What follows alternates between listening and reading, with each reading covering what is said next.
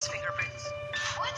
Kaya sana talaga magkamali na si Sir Pepe nang sa ganon, malaman na natin kung ano talaga ang nangyari sa kanya. Bakit ninyo dinukot si Papa?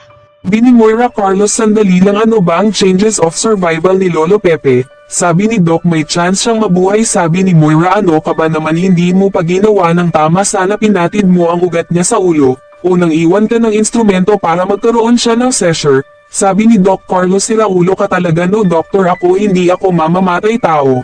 Sabi ni Moira, aware ka ba na alam na ni Lolo Pepe ang lahat na ikaw ang tunay na ama ni Zoe? Sabi ni Doc Carlos, oo, sinabi na ni Zoe, pero hindi ko pwedeng gawin ang gusto mo dahil malalaman nila na may ginawa akong mali. Nandun si Annalyn tsaka si Linda. Zoe, wag kang mag-alala, magiging okay din ang lahat. Sabi ni Moira, anong alright, kapag nagising si Pepe isisiwalat niya lahat.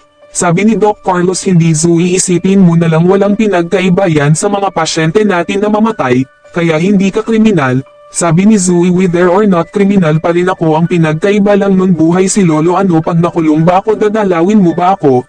Sabi ni Doc Carlos, hindi ka makukulong. Sabi ni Zoe, alam mo wala nang magagawa yan sinasabi mo, at gaano ka kasigurado na hindi ako makukulong? Sabi ni Lynette Carlos, parang ang lalim ng iniisip mo. Sabi ni Doc Carlos, napagod lang ako, pero naka-recover din ako. Ikaw, kamusta ka na? Kamusta na yung pasa mo, masakit pa ba? Sabi ni Lynette, hindi na okay na ako, nakausap ko nga pala si Zoe, okay kaming dalawa, gusto ko lang humingi ng sorry, naisip pa ni Chang Susan na meron kayong relasyon dalawa. Ang sabi ko naman, parang anak mo na si Zoe. Carlos, hindi naman ako naniniwala, at saka nasabi na rin sa akin ni Zoe na nag-uusap kayo, at pinapayuhan mo siya pero hindi daw kayo magkasama kagabi. Pasensya ka na kung naisip ko yun ha. Sabi ni Doc Carlos, yun nga ang sasabihin ko na nagkakausap kami ni Zoe pero hindi kami nagkita kagabi. Sabi ni Lynette, alam ko naman na magulo yung buhay ni Zoe ngayon, tama lang na ikaw ang makausap niya.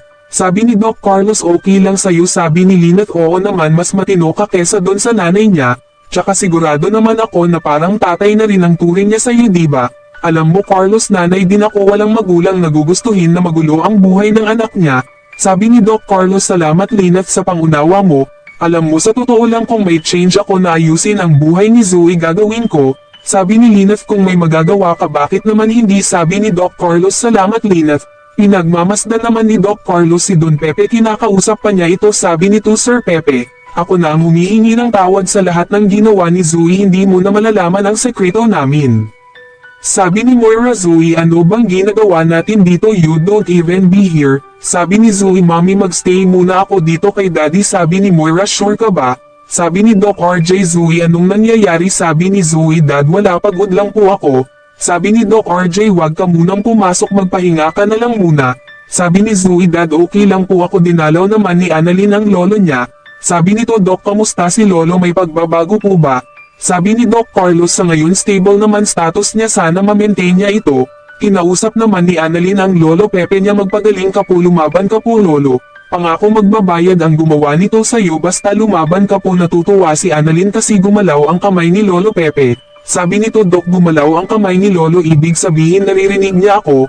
Mukhang nadismaya si Doc Carlos. Sabi ni Giselle, Robert, nandito sila Sir Mark. Sabi ni Doc RJ, kamusta na, may update na ba?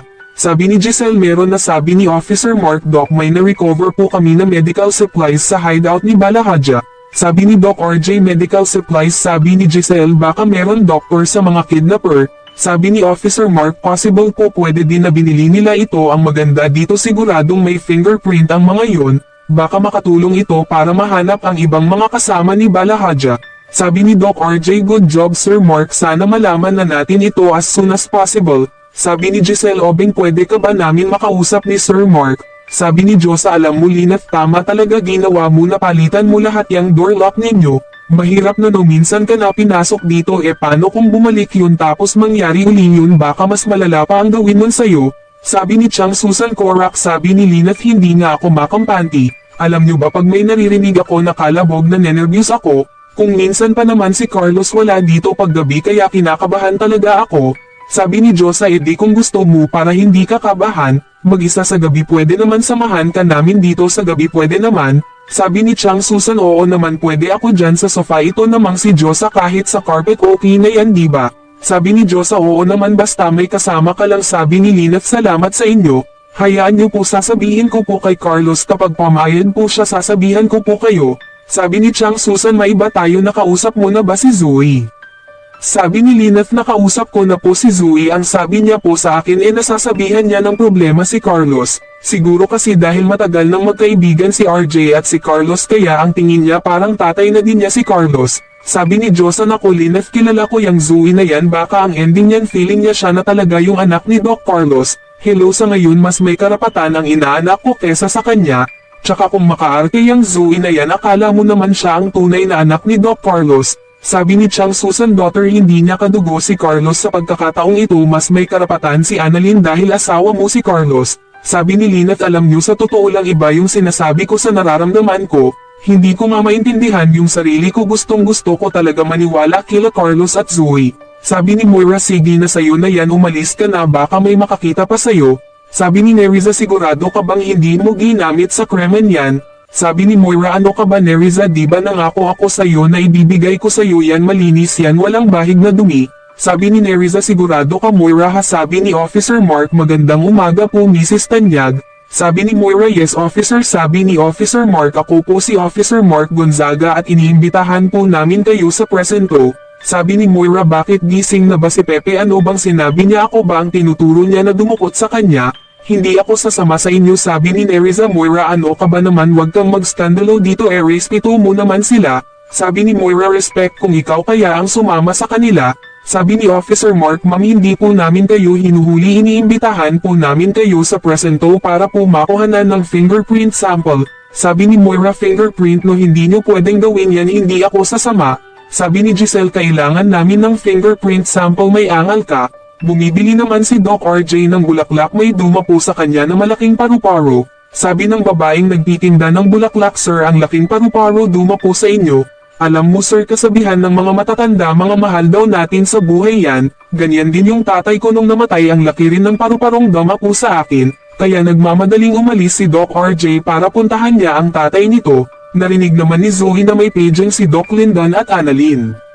Sabi ni Zoe, hindi pwedeng mabuhay si Lolo. Sabi ni Doc Kitty, Zoe, bakit, anong nangyari? Sabi ni Zoe, si Lolo nagkaroon ng emergency, nare-revive siya ni Doc Carlos at ni Annalyn. Sabi ni Doc Kitty, Zoe, alam kong mahirap, gawin mo ang best mo. Huwag kang mag-alala, alam kong natatakot ka na mawala ang lolo mo. Pero napakagaling na doktor ni Doc Carlos at si Doc Annalyn. Sigurado ako gagawin nila ang lahat para matulungan nila ang lolo mo. Magtiwala ka lang Zoe. Kaya kung nagustuhan mo ang storyang ito, like, share, comments and subscribe. Click mo na rin ang bell button para ma-notified ka sa susunod na upload ko. God bless sa inyong lahat at maraming salamat.